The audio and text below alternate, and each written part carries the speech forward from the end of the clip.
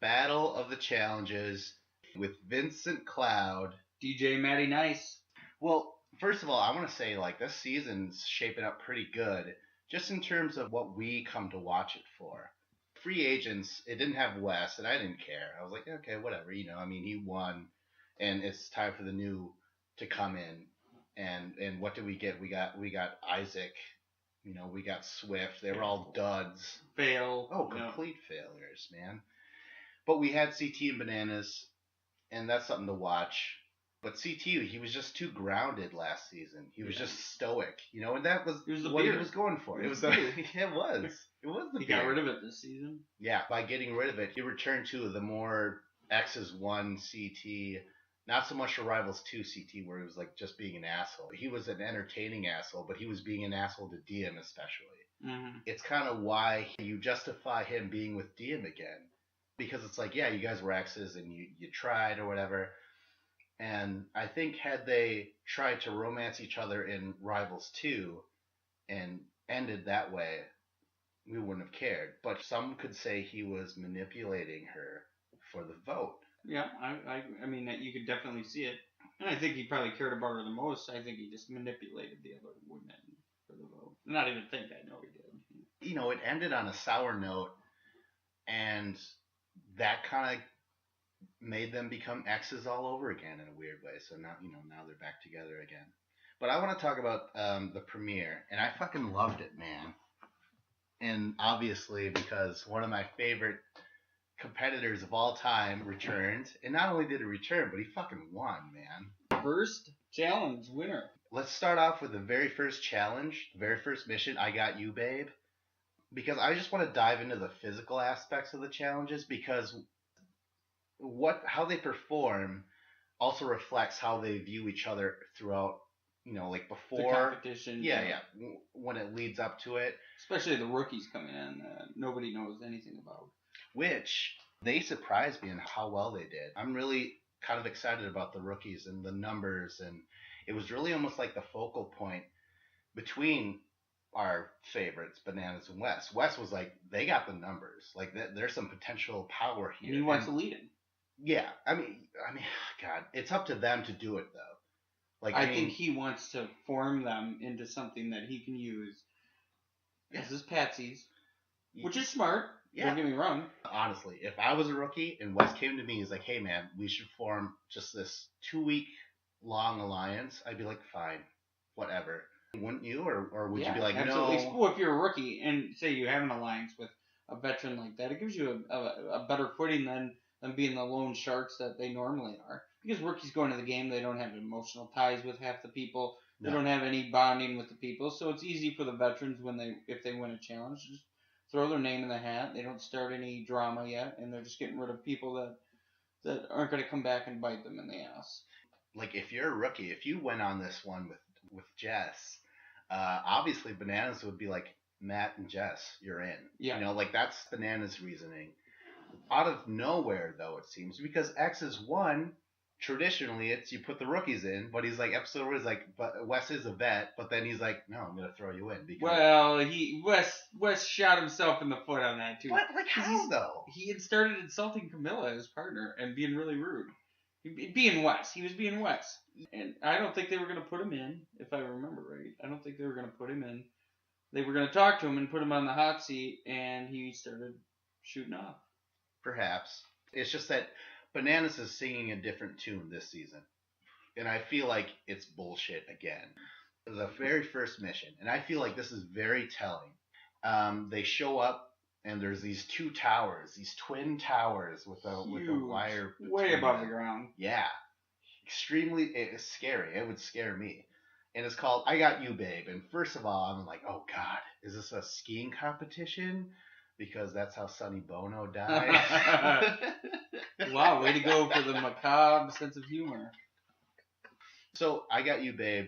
And it's kind of cool, man. I like it. Like, the guy has, he's in the Superman position. He's on wires. And he's just holding the rope for his female partner. And the female partner has to walk across the tightrope and hold onto that rope.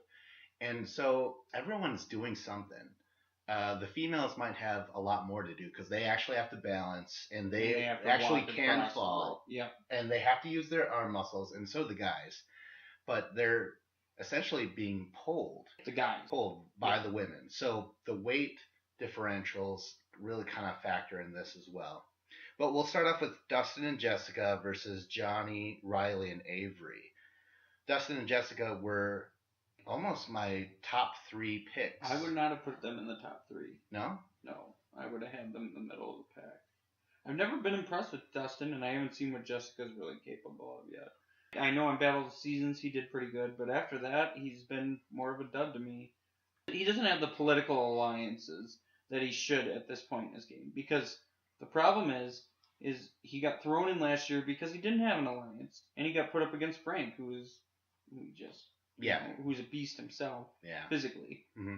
I just don't think he's developed the connections, and that showed when West, when West throws him in. I want to agree, but like, if you look deeper into it, it's like, okay, Exes won. I mean, he's a guy, and I feel like people would get along with him, although he is a very physical competitor. And in fact, that equals being a threatening competitor. But he's not one of the top physical competitors. This is what I want to say about his political game. It's not like he's bad at it. He's just never had the time. Exes won. He hurt his knee in episode 3. Yep. And he had to leave. All right, so no one got to know him. Battle of the Seasons, he was there throughout the whole thing, except he wasn't there with all these vets like CT and West, Bananas. Exactly. No one got to know him. Which is a traditional challenge. It's where you're going to end up. Yeah, Battle of the Seasons, that was the oddest season of all time. All new people. That was like MTV's really rolling the dice. Let's just all new blood, basically all fresh meat. Hopefully we'll get a good crop out of these people. But it wasn't really that good. No. A lot of the people never really returned and stuff, and with good reason, because they weren't that good. I mean, you saw in Rivals 2, they're like, okay, shit, man, that didn't work. We got to bring back Wes and CT, all the household names now. And then Dustin, he gets elected second in free agents, and he's out. So I feel like it's not necessarily the gay porn.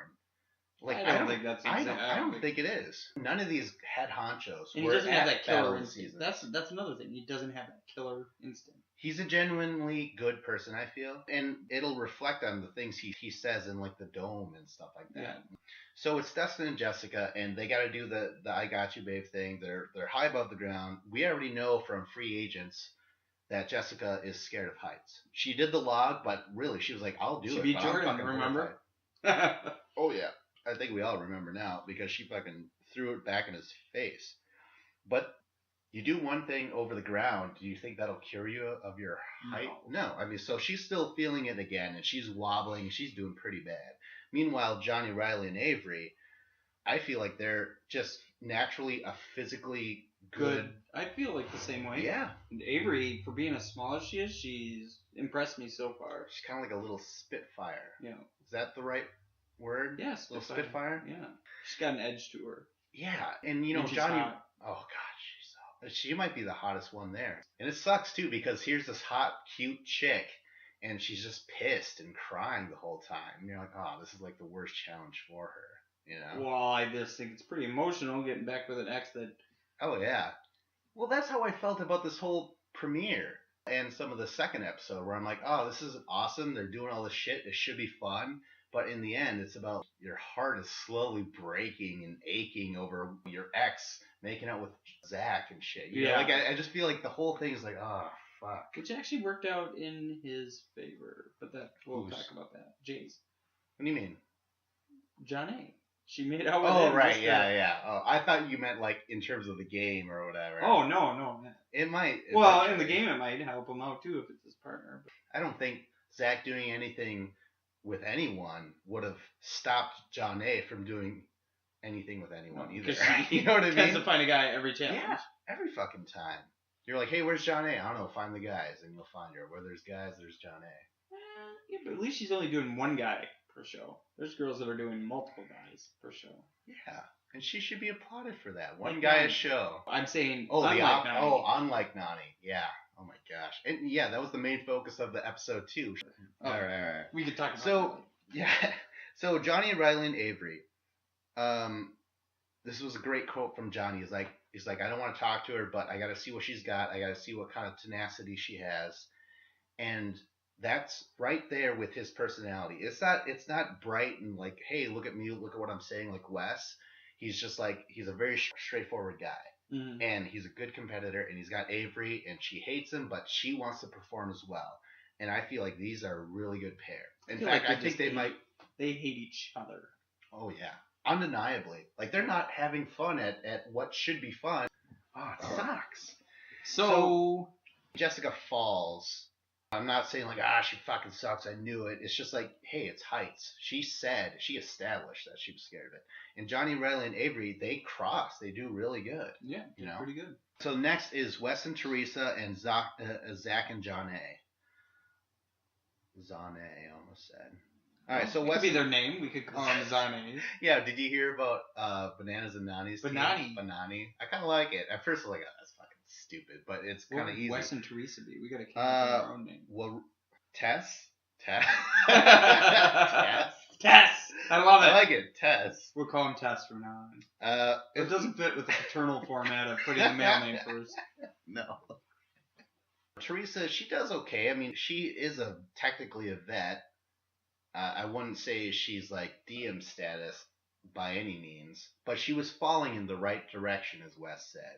And she pulling was him along. Pulling him along. He's a lighter guy. I mean, that's gonna help. Yeah. You know, he still has to. It's not like saying he was a wimp being pulled the whole time. He had to pull her up a lot because she kept on falling. But they get along to the other side of the building pretty goddamn quick.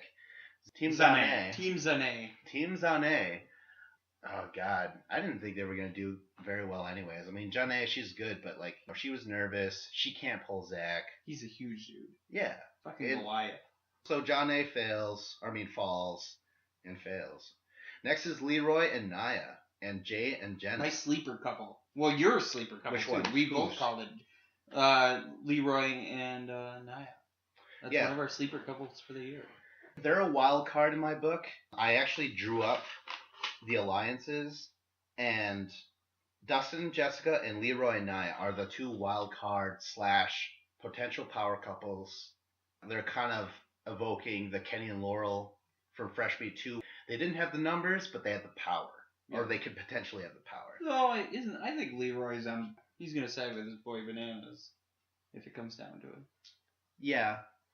But this is what I'm trying to coin as the ZJJ Alliance. Zach, Jordan, and Johnny.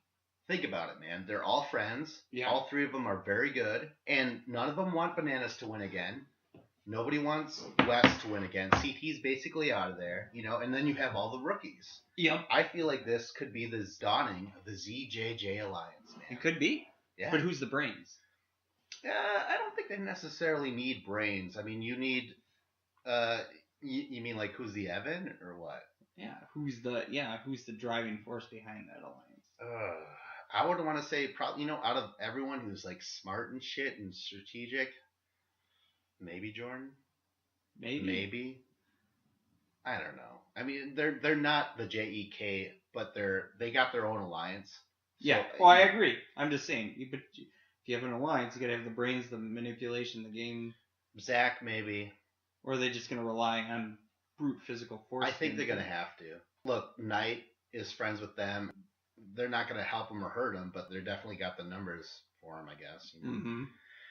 So, I don't know. I feel like Leroy and Naya, they'll have to win a lot. As soon as they don't win, they could potentially be going in because they're like... I put them in the top 3. That's what I think, yeah. Just through brute strength. They could get to the top 3 or the top 4. And the fact that everybody loves Leroy from the sound of it. Yeah. I wouldn't. He never truly says, hey, I'm on your side. Yeah. And to me, it would bother me. Oh, it'd bother me too. Absolutely. Yeah. But anyways. They're both scared. Like, Leroy doesn't like heights. Neither does Naya. Naya falls. Jay and Jenna go, and they do pretty good. Jenna's like, oh, I used to be a model, or I am a model, so I could walk a straight line and stuff. And Jay, despite being probably the smaller guy in this whole group, yeah, I would say, yeah, he holds his own by holding his own. I mean, he holds her, and they get really close actually, but she falls.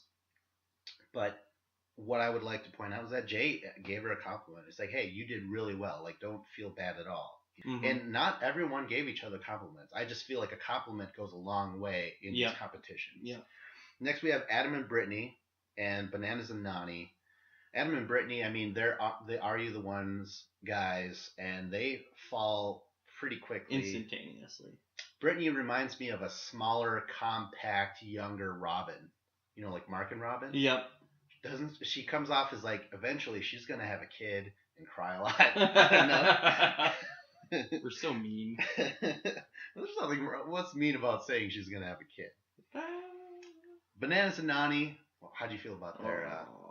I mean, she falls. Gonna be his downfall this year. She's so high strung. Her political game is not on point.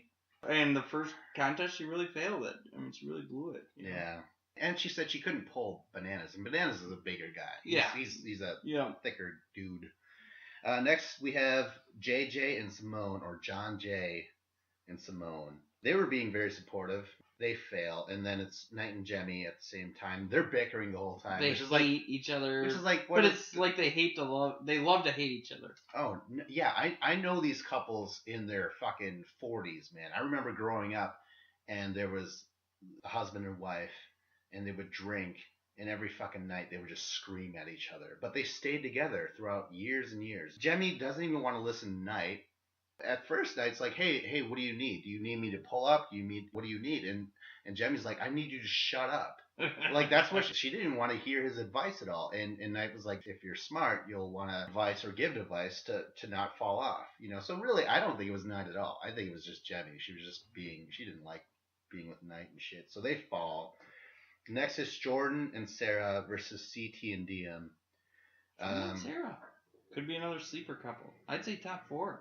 Hey, I know you don't like Sarah, and I don't like... It's not like I dislike her, but... I don't care for Jordan, well, after last season. I think they're a very good pairing together. She is a better political gamer. She can keep Jordan on the leash this year. And she's a crafty veteran, though she touts herself up quite a bit. And she's failed sometimes, but I could see them in the top 4. I feel like she just stuck around enough to become a veteran in everyone's eyes. I mean, she's made a lot of finals. Yeah, some people never make it to a final. She's gotten to 3. Mm. She definitely has the best partner she could ever ask for. This one, she loses a shoe, and then she eventually falls. She doesn't do that bad. They got pretty far, I suppose. CT and DM, I like this one. CT is just like, hold on to the rope, and I'll do the inchworm across the wires. And it worked. It really helped them a lot. Next was Thomas and Haley. They were rookies, and they had to go all by themselves. I was looking at all these rookies, because that was the main focal point. There's so many of them. But I'm like, well, it doesn't matter if they're not good. But they did pretty good. In fact, Thomas and Haley, they made the top 4. I mean, they actually crossed, so they made the top 4. Yeah. So the top 4, after all it was said and done, was Johnny Riley and Avery, Wes and Teresa, CT and DM, Thomas and Haley. The top 2 competitors were within 10 seconds of each other, and that was Wes and Teresa, CT and DM. No shocker. And it was nice. It was nice to see that. You know, like, considering what's going to happen eventually, I was like, oh, man, they're so good. They're almost, like, right there. And then Wes and Teresa win, and I loved it, man, because, like, you know, you cut to the house, and they're like, it's fucking Wes. Wes won. Bananas had to know it wasn't looking good right away. He hears Wes' name get called out for the win, and he's just sitting there to himself thinking, that slimy little rat. As soon as Wes won, it opened up a whole thing of possibilities. You know, and I like what he did with it. I agree. I feel like he made the right decision overall. Goes to the rookies, tell them, basically, be with me. He didn't tell them for a couple weeks, but, I mean, you could see it's a short-term goal for him for now. Yeah, he's like, you guys have the potential to do really good. He's telling Thomas this, who looks like the poor man's Frank. And if he was the poor man's Frank, or any bit of Frank, he would be like, yeah, rookie revolution. That was Frank's great contribution to the challenges. He was the guy who was like, hey, look, we're all new here. Let's get rid of the veterans. It's like, it's something that was so obvious to every other rookie of all time. But Frank is like, no, let's fucking do it. So now, Thomas and Jay, they have the power to do that once again. And Wes is like, hey, you should build the boat. I want to be the silent partner. Is that what the phrase was? The silent partner. Yeah, the silent silent manipulating partner. I don't think it was any kind of manipulation. I mean, it was just like, hey, I absolutely disagree. But you go ahead with your point. No, I mean, really, they could do something about this. It was really important. The rookies is a huge number, and he's saying they outnumber us. The only problem with that is only the winners decide who goes in. Mm-hmm. But more chances of winning if they're in your alliance. You're safe. He already established somewhat of an alliance, and like, what else was he gonna do? Is there any way that Zach or Jordan or Johnny, none of them, they don't trust him. Won't. CT maybe because they won together for Rivals, but we know he's gone. So I felt like this was very smart to establish an alliance with the rookies. Then he goes to Dustin and Jessica and he's like, hey, and he's straight up with them.